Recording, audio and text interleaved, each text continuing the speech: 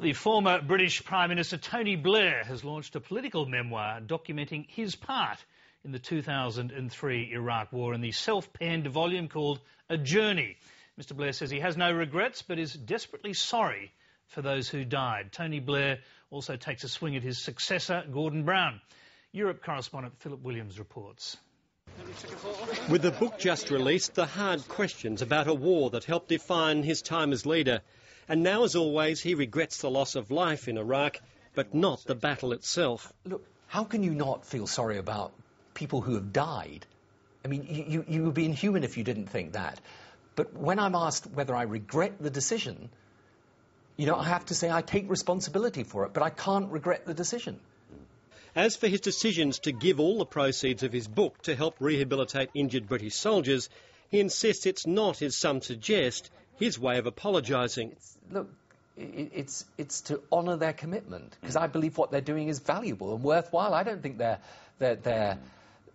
sacrifice or their commitment is wasted. I think, on the contrary, it's absolutely necessary for our security and the security of the world.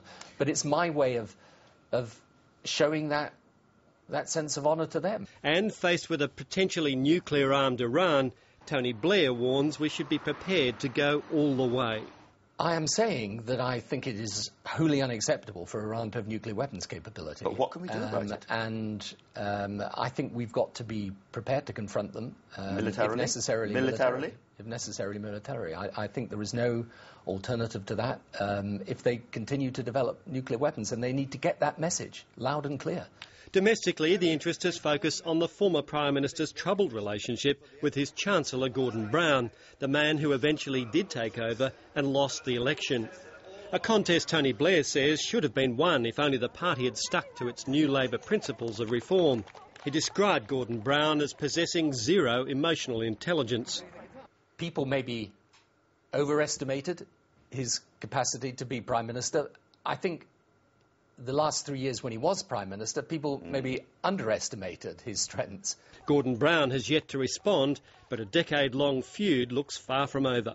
Philip Williams, Late Life.